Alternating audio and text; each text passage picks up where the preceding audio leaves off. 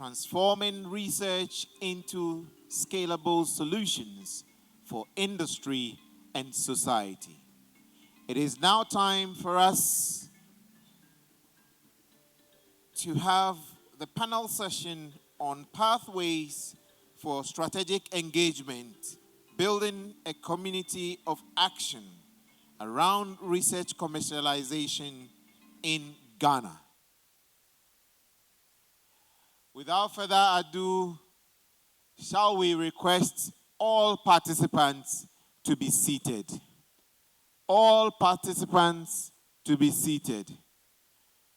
Please, all participants, make your way to the auditorium. It has been very interesting, exciting, and rewarding being here today.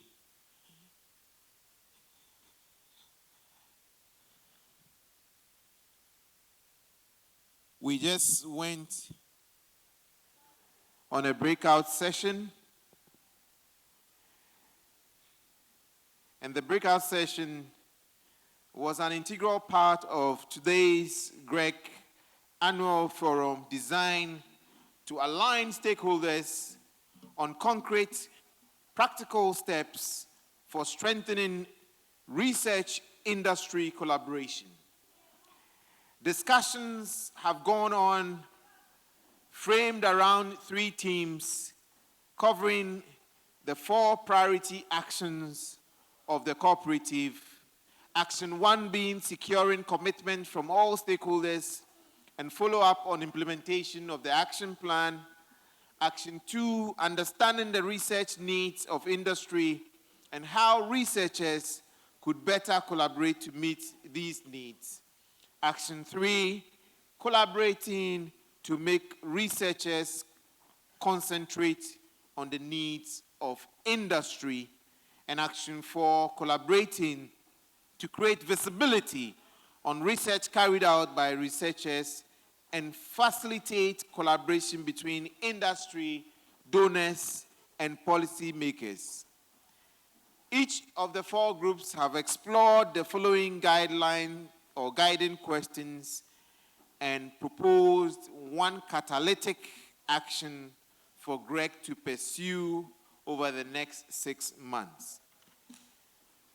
For securing commitments and ensuring sustainability, some of the questions were what concrete steps can move stakeholders beyond MOUs into real implementation, and which additional stakeholders or associations should GRIC engage, and how can subcommittees and membership models, both individual and industrial or institutional, be structured to ensure commitment and financial sustainability.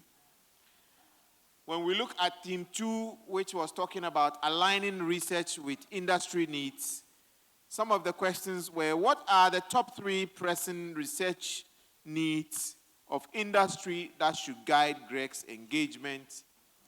And how should GRIC's TTO advisory complement existing IP and TTO, IP, intellectual property, TTO, technology transfer offices to bridge commercialization gaps?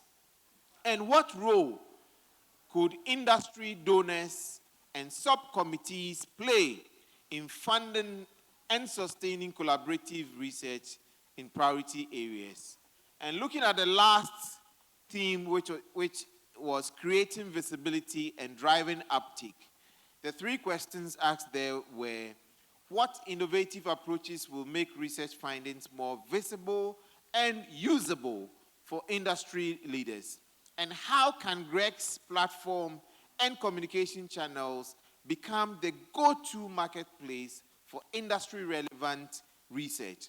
And how should GRIC showcase its value proposition, membership benefits, TTO advisory, success stories, subcommittee works to inspire wider participation and funding? The final reflections is, if you had to pick 1 catalytic action across these themes for GRIC to focus on in the next 6 months, what would it be? Ladies and gentlemen, without further ado, may I call upstage the next panel to discuss the pathways for strategic engagement, building a community of action around research commercialization in Ghana. I have the honor and privilege to call on my mentor, my leader, my CEO. He is my wisdom old man. He is none other than a chief research scientist who is deemed as one of the top 12 STI, Science, Technology, and Innovation policy researchers in the world. Not by me, but by the United Nations. Ladies and gentlemen, let us welcome Dr. George Owusu Esigbe, the CEO of CSIR Technology Development and Transfer Center. I think we can do better. So he is on the panel. We also have the Vice Chancellors. Welcome, sir. Vice Chancellors, and before I even introduce the next, the moment I took office in CSIR, and I was sent to, he used to be the director of CSIR Stepri, and I was sent to Stepri, and I was seconded to work directly with him as his assistant, as his deputy. The question most people ask me is, Ibrahim, can you work with this man? And I asked, if he gives me an assignment and I deliver, will he eat me up? They said no. I said, why not? And I have enjoyed every single second that I have worked with him. He is more like a father and a mentor to me. And I would opt for none other to lead me than you. I'm grateful, sir. Let's give him a round of applause. Most of the things you see, he's been the one behind the scene guiding me.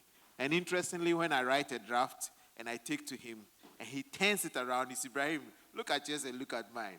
What can you see? And I see the difference. It's so huge, and I learn a lot. Thank you so much, sir.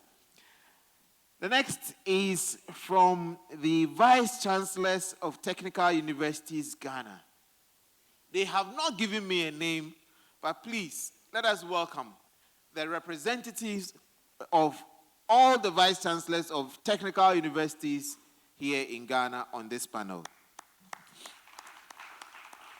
We also have the programs lead from the University of Ghana Business School Innovation and Incubation Hub, Think Network, Sylvia Nyako. Let's welcome Sylvia. Yes, Lady Sylvia. We also have the Founding Technology Transfer Officer from the University of Cape Coast and founding member of the Ghana IP and TTO Network, Sir Isaac Nketia. If Sir Isaac Nketia, you are here, let's welcome him with a round of applause. We also have Sir Isaac Aboa, who is the Executive Director of Young African Researchers Academy. Sir Isaac, let's give him a round of applause. I may be tempted to call on two people ex-tempo. They are not prepared, but to fill the seat here. I can see my good Professor Gordon Adumdi here. I am really tempted, and please give him a round of applause if you agree with me. He doesn't even know he'll be on a panel. I take that blame. Let's give him a round of applause, and he will introduce himself when he gets up stage. And let us welcome the moderator of this session, none other than our own CEO of IIGH and GRIC Steering Committee member, Ama Lati.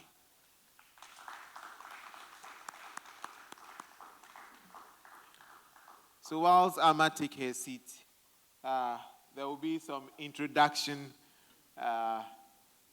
of the panelists by themselves because some titles and things have changed. Great. So we need that. How many minutes do we have? Well, we want to leave here by 4, isn't it? 4-ish. So we have some 10 to 15 minutes and then some 10 minutes for questions. Q&A. Okay, Yes. great. Thank you very much. Thank you. So this panel is for us to really look at action. How do we build a community of action around research commercialization in Ghana? GRIC is one platform, but all of you represent various platforms that engage with GRIC and with others. And an ecosystem is complex. It's not made up of one platform. It's made up of many different platforms, institutions that collaborate. So what we want is practical strategies, roles. So we want to know what you do and how people in the room can connect with you. Actionable ideas for raising money, shaping policy, and moving research from the shelf to the market. So let's start off with introductions. Because of the short time, if in 1 minute you could tell us who you are and what your institution does that is relevant to moving research out of labs onto the shelf and into businesses. Starting with Gordon. All right, good afternoon. So Gordon Adomja, I'm the Executive Director for CEIBS Africa, which is a joint venture between the European Union and the Chinese government. The main campus is in Shanghai, but I lead the Africa campus. I was formerly at Ashesi University. As an academic institution, we do support most of our students are executives, leaders, and managers. So we do support them in trying to understand how to move innovations to the market, how to in-source new ideas into companies to develop solutions for both business processes and also for developing new products and services. So I would say that we play at the intersection of industry and academia. Hello, my name is Isaac Aboa. I'm the Executive Director of the Young Africans Research Academy. And our thesis statement is simple, is that research should start early, and we should encourage young people especially to be doing research that moves the needle for national development. And so we have a 12-month program targeted at undergraduates that are about finishing school, which is very intense and helps them to work on very challenging research, currently focused on health and AI, and help them publish the research, and by so doing, help build a pipeline for them to actually become researchers. So think about it like an undergraduate to PhD pipeline program, which has commercialization at heart.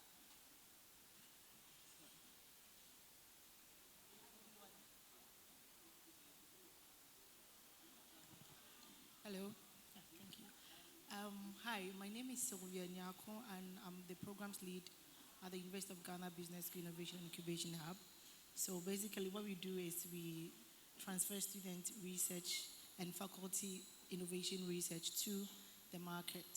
But today I'm wearing the Think Member cap, where we basically, it's a tertiary hub collaboration where we co-share, we learn from each other and build each other's capacity to operate hubs as well as transfer their research to the local community or to the market, basically. Thank you. Good afternoon. So, you've already heard my name, George Owuswe Sekpe. When my colleague Ibrahim was shooting me up, I almost walked up to him to slap him. But he's such a nice colleague. We work together so well. And on the United Nations side, I am a member of the Committee for Development Policy, which is a committee of the Economic and Social Council of the UN. But here, I'm representing the CSR Technology Development and Transfer Center, and Ibrahim and I work to create a platform for bridging the gap between the CSIR and industry. Thank you. Thank you for sharing. So 4 different institutions, all involved in research or very directly in commercialization in some way. And this panel is really looking at how do we build a complex community of action around research commercialization in Ghana. So let me start with Prof. CSIR is such an institution when it comes to applied. Hello. Panelists online. Sorry, panelists online, we almost forgot all about you. I think it's Isaac Nketia. Let's have your introduction. Yeah, so good evening or good afternoon, wherever you are. And I am Isaac. Yeah, I am the founding transfer and a member of Intellectual Property and Tech Transfer Network. I'm happy to be here. Thank you. Thank you, Isaac. We're glad you're here also. And we'll do our best not to forget that you are online. So back to CSIR. How can CSIR, you have a lot of strength in applied research, and that's a key part of this ecosystem. How could CSIR's strength be better leveraged to address this issue of getting research commercialized beyond what we're already doing? How could we leverage more of what CSIR has?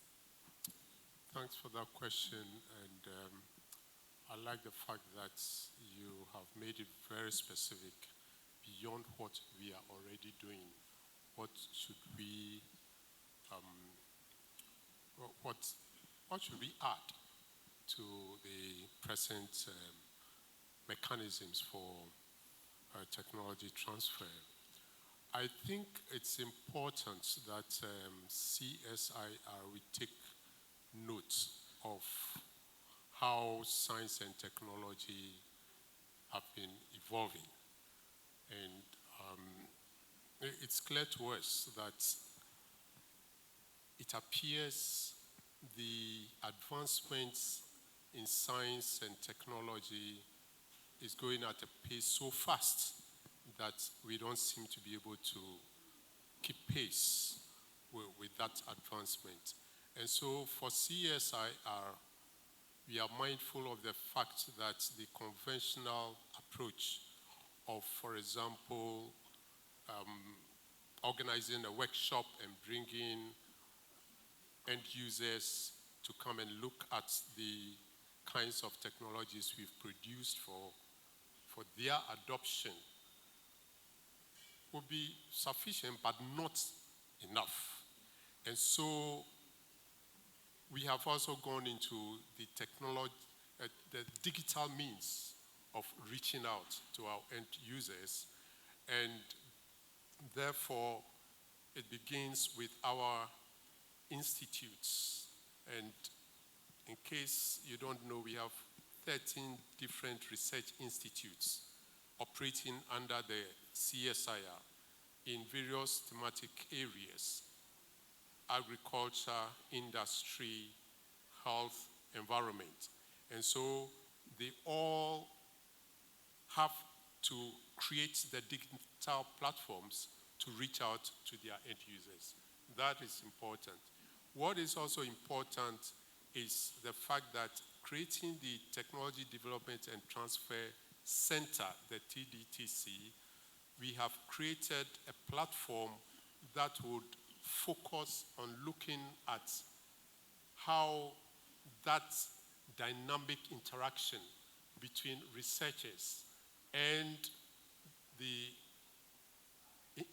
industrialists will be sustained.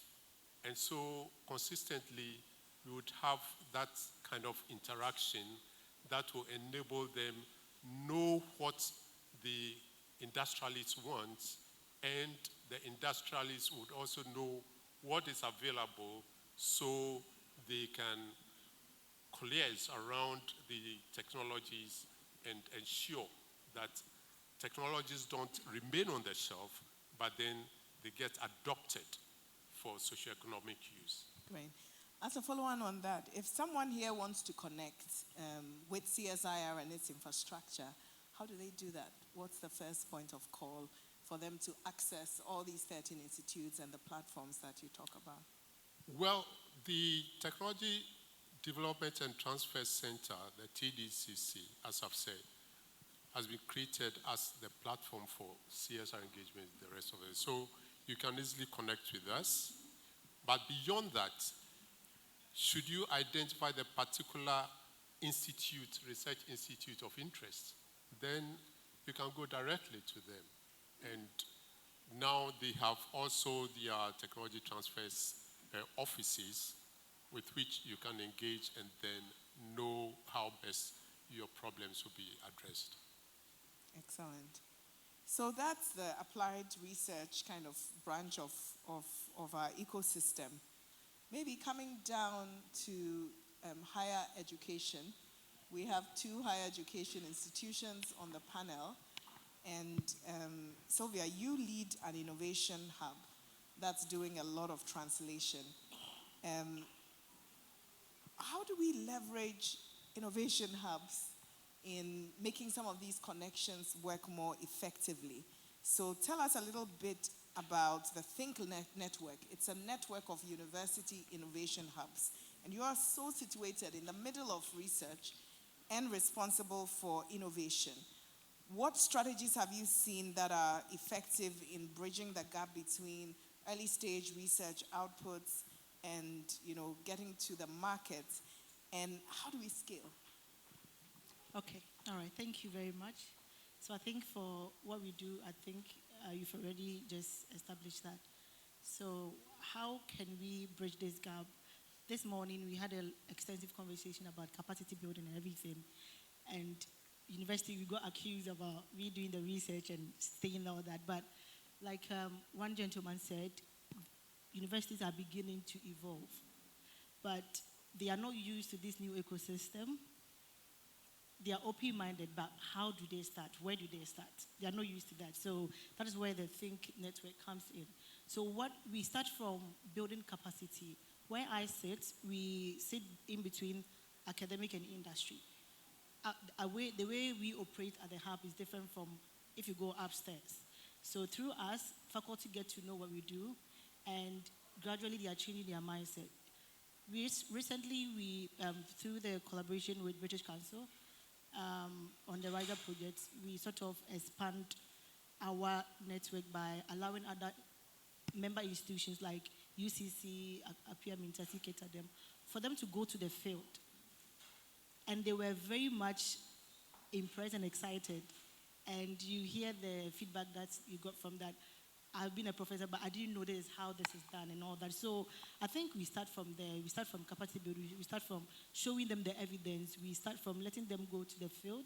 And gradually they can change their mindset. They can adopt certain things. So yeah, basically that's what I would say. To help to scale, right now we are yet at the level where they are not getting involved.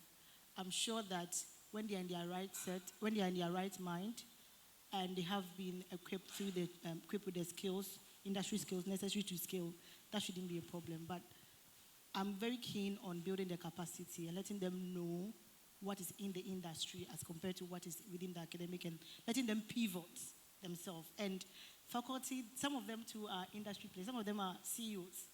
They know, but if you create this vehicle, they leverage on that and they're able to help students scale their businesses and ideas. Excellent. So you're doing field trips for academics, taking them into, where exactly did you take them? We are working across 7 regions. So Jana in the north, Kede, Atimpoku, Takrady, Cape Coast.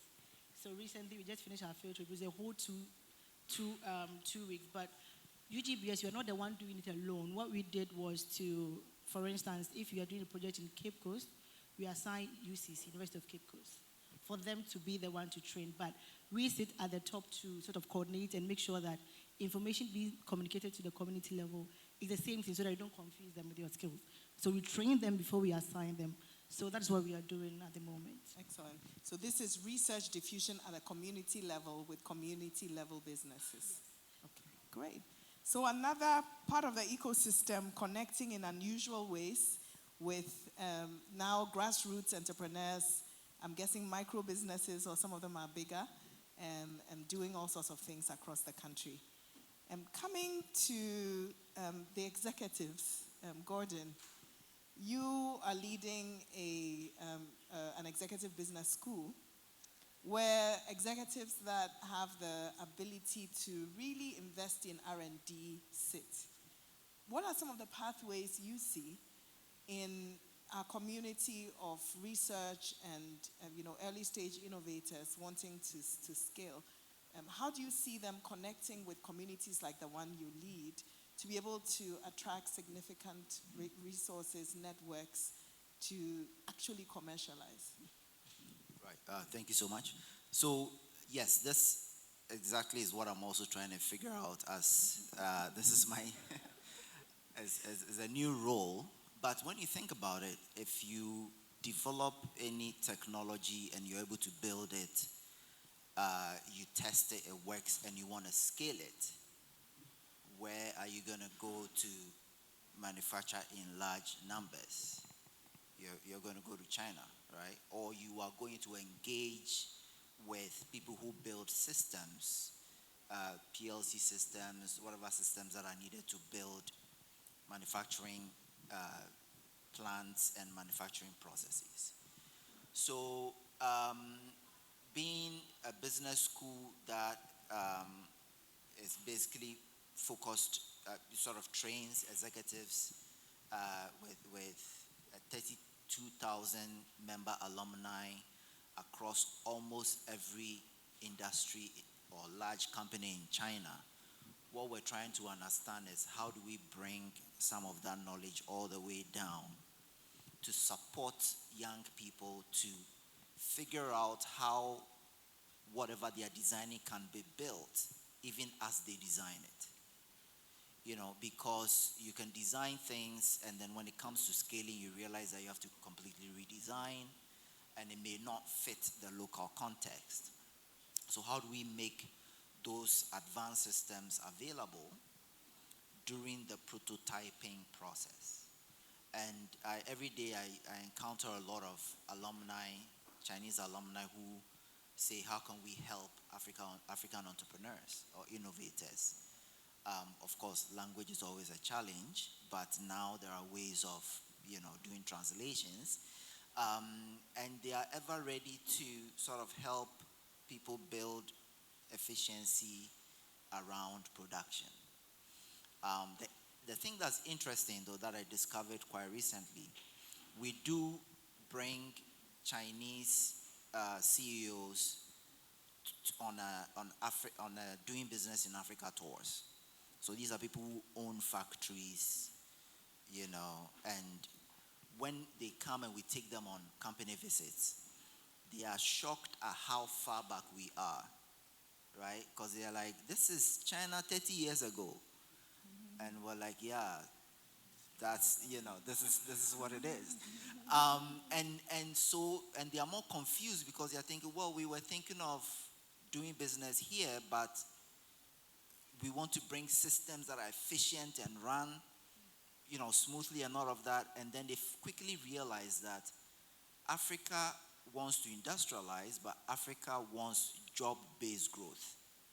Not a lot of machines and efficiency and all of that. It is how you build systems that have people, but is also able to use high tech to maybe do quality control and all of that. But you have people in there because people need jobs. And that is shocking to them because to them it's like we need to go back 30 years to build systems that we had back then to be able to come to Africa. But in there is also a lot of innovation opportunities, right? There are a lot of opportunities there, and it's also the question of how do we engage young people to think about building innovations, productive use innovations that employ people, that employ a lot of people, not just a lot of machinery, or at least a balance between machine and man, because Sub-Saharan Africa, they say, is going to power the next population, the next generation of population growth, and what does that mean? We need employment, we need jobs, we need, systems human systems. So as we innovate and invent and all of that, it is also an angle that we really need to pay attention to. Thank you. It's interesting to see how broad and global the partnerships go. We've already at this forum, we've had one partner from the UK, and now you're talking about the China partnerships and how we could leverage them. And I think there's stuff to learn on both ends. Wrapping up this round, two more questions to wrap up this round. One to Isaac number one, Isaac Amwa. You run a network of early stage researchers, early career researchers, and they are coming up with findings also. How can all these institutions, not just represented in this panel, but that have presented throughout this forum, including GRIC, how could we better support early career researchers so as they start their careers, commercialization is already part of their DNA, and they are more likely to translate their findings into commercial products and into impact? Okay, so I don't know if they qualify yet as early career researchers. Okay. They are still very young and getting their hands dirty into research. They are final year, third year undergraduate students. Okay. I have been reflecting very deeply about something that do we either train researchers to become entrepreneurs, or do we train entrepreneurs to become researchers? And from my very tiny experience, I would say it's the latter. It's probably easier to train someone who has entrepreneurial spirit.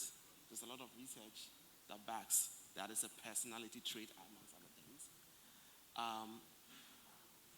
to incentivize people naturally to want to build things. And for now, maybe my views will change.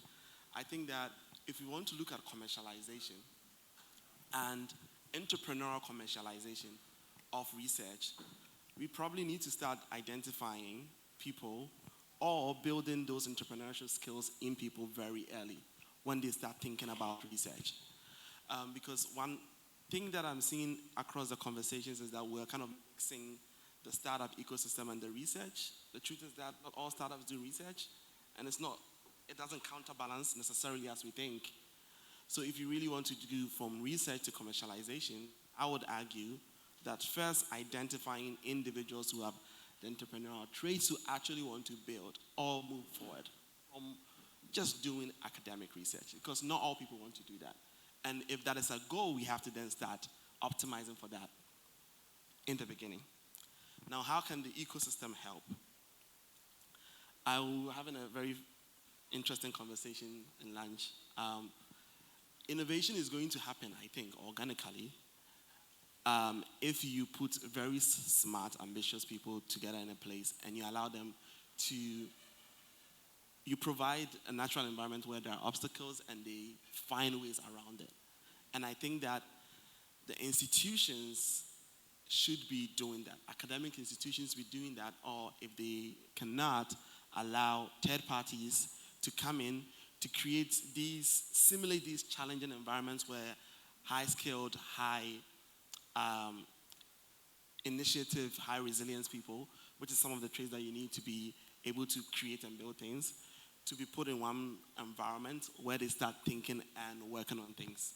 Because funding is very important, but what is also very important is that we are creating difficult to communicate, because I've still not gotten it yet, but there are spaces, for example, Silicon Valley that you go, which is not necessarily a magical place, but there are these organic contributions that makes people there because of, I believe, the attraction of different people from different backgrounds, of different skill sets, of different ambitions, that makes them want to start building things. And we need to figure out a way to want to do that.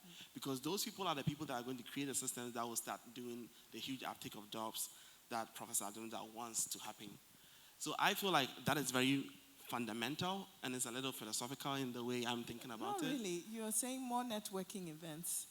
for people to actually talk, connect, and have an opportunity Yeah, to collaborate yeah. and things like that, Yeah. and more intentionally designed. We're almost out of time, so we'll go to our panelist who's joining us virtually, Isaac from the Ghana IP and Technology Transfer Officers Network.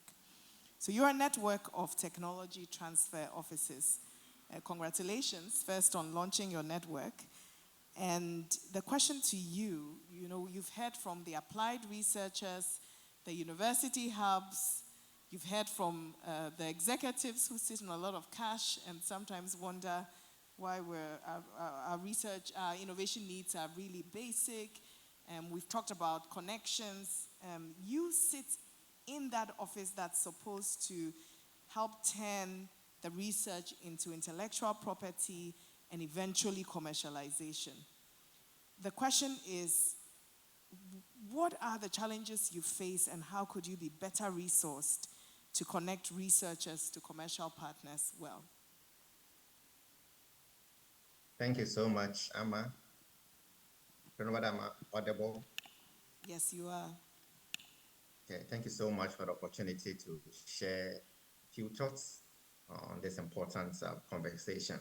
So first, challenge that are fundamental to my colleagues and across Ghana IP and Technology Transfer Network has to do with lack of awareness and appreciation for IP value. In our parts of the world, Ghana, when you talk about IP, people think you're talking about internet protocol. Or when you talk about IP rights, they don't even know what you're actually talking about. That means that people have low awareness as to what it is. And this is not just about researchers, even among university leadership themselves. So many brilliant academics see publication outlets as the ultimate finish line to get promotion and just leave it there. And they don't realize that patent innovation can even have greater impact in a journal or a publication. And so there's this compromise, these issues of innovations that we can anticipate that will come out from their research outputs and compromises this commercialization pipeline that we are all talking about this afternoon. Close to do with prohibitive costs of even filing and even securing the IP rights and even maintaining it. Just a few minutes ago, I was in another forum where we have some disclosures from the investor people, so thinking about whether to outsource these patent drafting issues or build some in-house capacity for it. And they were mentioning a colossal amount of between 500 to 800 USD per hour of engagement to draft patents for us. And if we want to engage them as even patent attorneys, they are thinking about 150,000 USD to 200,000 USD a year for engaging them. Prohibitive costs of securing IP rights and even maintaining these rights yearly, it's also a problem. Because of time, the last one I'll talk about has to do with inadequate skill sets among my colleagues and myself. So we know that the ecosystem, the innovation ecosystem demands technical skill sets to drive these innovation activities. However, in terms of IP generation, we need technology transfer managers. In terms of IP, we need IP attorneys, drafters, and even agents. We need IP examiners, IP valuers, IP auditors, those who can also market and negotiate for IP rights. And these are lacking. And the reason being that there's low motivation for being a technology transfer officer in the universities, because there's no clear career path. They see intellectual property and technology transfer officers as mere administrators, and this can also stifle initiatives. So these are the three major issues that I'll talk about. That's a challenge that we face. How can we be resolved to better connect researchers to commercial partners, as you indicated? So one has to do with commitment. So I remember when I came back, I returned from Japan from study on technology transfer. One of the memos I wrote to the Ghana Intellectual Property Office has to do with the fact that they should organize training geared towards sensitizing university leadership. So Vice Chancellor's Ghana, technical universities leadership. So if we get leadership buy-in and they understand what IP rights meant for them and how that can drive the innovation life cycle, then we can also get success to extent.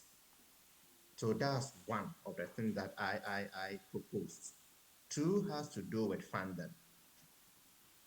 Most of my colleagues in the network will tell you that they don't have specific funding for the activities that they carry out. And that makes it very difficult to even break the cycle of these challenges that we talk about. I had the opportunity of reading through the National Research Fund that's Act, the Ghana National Research Fund Act 2020. And on page 4, it's indicated that for the purpose of achieving the object of the fund, the money that the fund will generate should apply to promote technology in December 2020. Currently, 25 that it has started implemented. We live to see how it goes, but are there actionable phrases in there that can even help the technology transfer and even the innovation ecosystem? Are there funds specifically set aside for filing of intellectual property rights and other technology transfer types? No. And these are some of the things that I will propose. That from this, I propose that there should be a national IP protection and commercialization fund in the Ghana National Research Fund, which is publicly funded research. And that single intervention can remove some of the biggest barriers that we face as technology transfer officers in the innovation life cycle. Apart from that, since the level of IP among the Ghanaian populace and among researchers, we should still continue intensifying these efforts. Aside that, we should grow the capacity of the technology transfer officers that universities. Sad to say, even though more than 20 publicly funded institutions in Ghana, it's only a handful that has operationalized their even technology transfer and IP policies. University of Ghana, University of Cape Coast, Kwame Nkrumah University of Science and Technology, and CSIR. And this it's an issue because if the skill sets for this technology transfer is limited, then where are we getting to in terms of innovation? Thank you. Thank you very much, Isaac. Those are really great solutions and issues that you've raised. We're beginning to see how all the different nodes connect and some of the actions that we could take. We had someone from the MEST earlier on who's involved in operationalizing the research fund, and you've talked about dedicating part of that fund to IP costs and to ensuring that universities have support to secure their intellectual property. You've talked about capacity building, especially for leadership of universities and other institutions to understand and to buy into some of these things.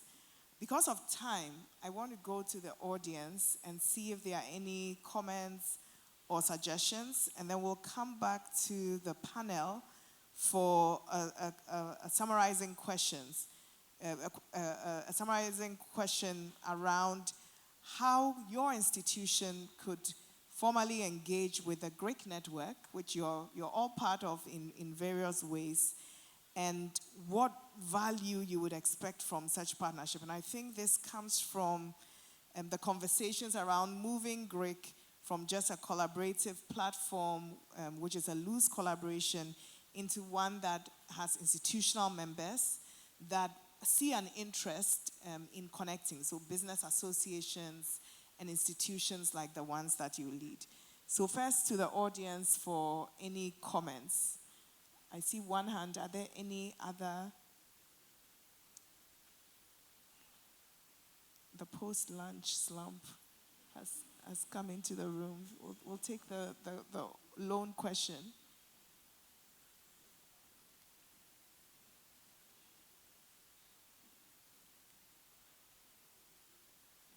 Could we get a microphone to?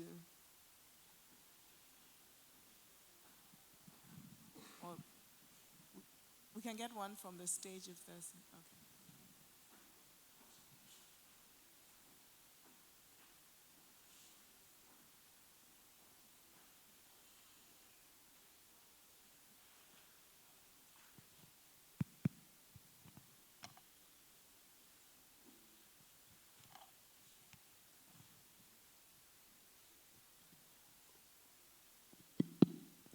Thank you very much for the great presentation. I'm Francis Ofosukobi, a business owner and a grassroots entrepreneur. I am confused with the statement, we are supporting young entrepreneurs in Ghana. Most engagement, you hear that statement, especially from big institutions. But truly, when you go outside to the streets and you ask the entrepreneurs, they will say kind of, no, they have not seen anything. So I just want to, this question goes to our data from SAFESEN, University of Ghana. Is it that we, the entrepreneurs, especially the grassroots entrepreneurs, are not seeing the support they are giving us, or the support is going to high-end entrepreneurs? I'm asking the question because from SAFES, I know they are training people. Before you enter their institution, you have to have a first degree before you even enter the institution. So is it that we are not seeing? Number two, I had the opportunity to meet a supply chain professor from China in SAFES. And I asked him this question, that in China, how is the business community collaborating with academia? And the answer is, he said, very great. Because all the answers as a professor he was giving was from the business side in China. So they have good collaboration. My second question is, in Ghana here, how can we have a good collaboration between we, the entrepreneurs who have not attended the university, who do not have the first degree, second degree, the master's, but can still have their element of business knowledge to increase our wealth from being the grassroots entrepreneurs to also be a high end, so that we can also get the international support, not only funding, but all the resources that can put an entrepreneur to a level that people will see him as contributing to the nation development and growth. Thank you. Thank you. Excellent question. And I think, Sylvia, you would be the best to answer this one because you work directly with grassroots entrepreneurs. How do you find them? And how can an entrepreneur connect? What exactly are you doing? Give us some concrete examples of how you're helping grassroots entrepreneurs. Okay, thank you very much. I mean, grassroots innovation support is one thing that I'm personally passionate about. And you are not cut out. At University of Ghana Business School, we don't only work with students and faculty. That's why I mentioned that currently we are working in communities, and these are rural entrepreneurs. And they have not been to school, but they are also innovating. So what we did was to take university innovations to these people and train them in the language that they can understand and appreciate, and support them to scale. Now, what we find out from the grassroots innovators are like they like to operate in silos. So we try to put them together because you don't work on creating pilot development. So we talk to them and we put them together as cooperative so that we can break the gap between the formalities that are involved in scaling up your businesses. So we put them into cooperative, and cooperative leaders are people that they can read and write and they can understand the system so that they will bridge that gap between them. And after that, we link them to industry because now they are formalized in a way. We are yet, as a country, we are yet to get to the point where we will come out with a system that take into consideration the informal sector and the grassroots. But for now, we cannot change now. So what we did was to navigate through the formal system by creating the cooperative and letting them sort of lead this and bringing investors to them for them to scale. We are doing that in Doma, in Kede, and everything. But another interesting thing is that the grassroots innovators themselves, they want to scale, but they just don't understand what involves in scaling because they're not willing to open up their business to people. Because investors come in, if I'm investing, I need to own this. They still don't get it in a way, but we are trying to, again, show them evidence that this is going to work if you put together. You can still have your own businesses and join a collaborative or an association that you can also own part of that business, which is still in the pipeline, and we've had great feedback and evidence from that. So, yes, we do that. It's just that, again, come to funding. We cannot identify everybody, but just to let you understand that it's something that we do, and we plan to also expand the impact. Hopefully, when you put a call out, maybe you might even apply and then you can join. But for now, there is an opening, like you're not out of it, but just that we cannot do all raw innovators or all informal innovators on the street, please. Thank you. Excellent. CSIR, you also do quite a bit of working with grassroots entrepreneurs, and then Gordon, you wanted to share from the SEEPs. Yeah, we can share on that question, and for us, one of the ways is to provide incubator systems for micro and small entrepreneurs to go in and be entrepreneurial about specific technology. So if you go to Food Research Institute, and if you are interested in food processing entrepreneurship, you can probably find space in the incubator that they are operating currently. And once you go in as an entrepreneur, they would provide the training to support you. You are producing, getting to the market, and you are given a certain specified number of years within which you can stay there and operate. That is one way. The other is a concept that we initiated some years ago. We call it clustering. Clustering is a way of putting similar entrepreneurs together so they can collaborate and produce for the market, aiming at improving their entrepreneurship according to specified standards. And so we have one set up for the mushroom growers. They call themselves alpha mushroom growers. And then just last week, I was in my office when they walked in, the executive walked in. They've been together for quite some time. They always come to our office at Stepri to meet and then think about how they are doing and all that. And according to them, they are beginning to aim at the export markets where orders are coming in for them to produce for the export market. And so that clustering, putting together similar entrepreneurs in a particular specific sector or subsector, helps to also get micro, small entrepreneurs scaling up. Thank you. Excellent. Gordon. So I just wanted to say, I think Daniel's question was also that what systems are supporting entrepreneurs. But the fact is, there's so many programs. I mean, I'm part of the Ghana Hubs Network, which has hubs. It's a collection of hubs from all over the country. A lot of them do training for entrepreneurs, for grassroots entrepreneurs, and so forth. There are so many development agencies that have a lot of programs, financial literacy programs, tech for girls, tech for something, tech for market women, and so and so forth, and even helping entrepreneurs understand how to separate financial accounts from business accounts so that maybe one day they can be loan ready or investor ready, and there are government programs like the NEIP program and so forth. So I think there are a lot of programs around that people are able to engage with and participate in. These programs, I think, in many ways, what they do is they provide structure to activities that entrepreneurs are doing and sometimes doing very well, right? Not so much that it is changing what they're doing, but helping them understand that what you've been doing in terms of how you do sourcing or how you've arranged your supply chain, it has a name, and if you can optimize it this way or that way, right?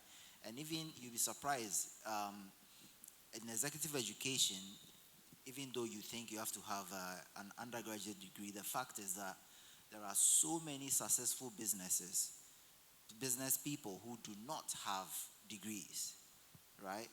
And they have systems and they have processes and they make a lot of money. So what we are trying to figure out is how do we create ways of communication that engage people like that? Because if you think about it, English is just a language, right? The instruction has to help the person understand how to put structure around what they are doing, how to optimize it, and so forth. So we even have a faculty member who mixes Tree and GA in teaching financial accounting, and this is executive education, right? So I don't think that is a question of graduating from university. I mean, this is Ghana. Sometimes you meet people who have graduated from university and it doesn't really show, you know. So it's not about that, right? It's about supporting them in what they are doing so that they can be better, so they can be more efficient, so they can create more jobs and they can create wealth as well. So I think there are a lot of programs around to support entrepreneurs and grassroots entrepreneurs. Just a quick Absolutely. But because of time, we're going to have a concluding round. So if you can, in addition to your comments, just conclude around how your institution or network can engage with a GRIC platform and what value you would expect from such a partnership. My contribution is going to be leading on from that. One thing I've noticed in our system, Ghanaian entrepreneurship ecosystem, is that we need a lot of directories, and also we need to be thinking very critically about what are the entry points for entrepreneurship and feed those entry points with those directories. And I don't think we're doing that very well. So one of the entry points for businesses is business registration. I would expect the business registration directorate, the RGD, I think. ORD now. Right? ORC now. ORC now, yeah. To have access to these directories and say, you are into making pepper. Now here are all the resources in Ghana around pepper production. Here's a list. Go to them if you choose to. You are a technology company. These are all the resources that we've put together on technology. We have a problem of mapping and networking our institutions. And even here, to my substantive response, we need to be doing that too in this ecosystem, which is that we need to start thinking about the innovation landscape as a value chain, and we need to start thinking about where is the earliest shoots of that and where does it end, commercialization hopefully. But where it starts from is projects like ours. And how do we become a pipeline to others so that there's a continuum? I used to work in junior achievement, and one of the problems that we had at junior achievement across Africa is that there was a lack of continuum. We would teach high school students to do very well. When they go to university, there are no continuums for them to continue on their entrepreneurship, and it just dies off. And so we need a lot of these continuums, and that is what I feel like we should be doing. Our contribution will be to do what we're doing, and the capacity will be to find out how we can get connected to universities, funding networks, etc. But I'm thinking more about the collective, and I think the collective needs to understand what the pipeline looks like, what the mapping infrastructure looks like, what each and everyone needs, and how to continuously build a pipeline so that we will end at commercialization. Excellent. Thank you for sharing that. And as you spoke, one resource came to mind. It's called esogana.org. It's a platform for enterprise support organizations, and it lists all the enterprise support programs happening in Ghana, so a business can go there and see. But you're absolutely right. Even that ORC is not doesn't enough. know that probably. No, ORC doesn't know that. Hubs know that because they list their programs, but there needs for us to go to unusual places. And now the moderator is, the MC is signaling. But I want us to hear from our online panelist because he hasn't been physically in the room. So Isaac, if maybe we could end with you sharing your reflections about your platform and how it could connect into GRIC, but not just GRIC, into the innovation ecosystem, and what your commitment would be. That's fine. So thank you so much, Amma. So I want to propose that since the level of awareness about this IP and transfer issues in the country is still low, if we can co-create and launch a standardized national IP and commercialization training model. So here what I mean is that GRIC, in line with the network, can develop and certify a curriculum delivered, can be or it can be online, whereby we create a common baseline of understanding for researchers, students, and even administrators. And this can ensure that we are all speaking the same language, as one of the issues discussed this morning reflected. And that also helps us to build a stronger culture of impacts from the group up. So that's the basic. So the network can help co-create a training capacity building in these areas, and that's the commitment that I propose that my network can bring, so that when we collaborate with GRIC to co-develop and deliver this national IP training models as we have discussed, we can even use our campus as a living lab for training the next generation of innovators in Ghana. Thank you. Thank you so much, Isaac. Apologies, my head will be cut off if I don't round off this panel ASAP. But it's been such a delight to have you all reflect on the practical actions we could take. We've gained understanding on the resources that your institutions sit on. It's amazing resources across the whole panel. And we look forward to having more people in our audience connecting with you and the wider GRIC community also. Thank you.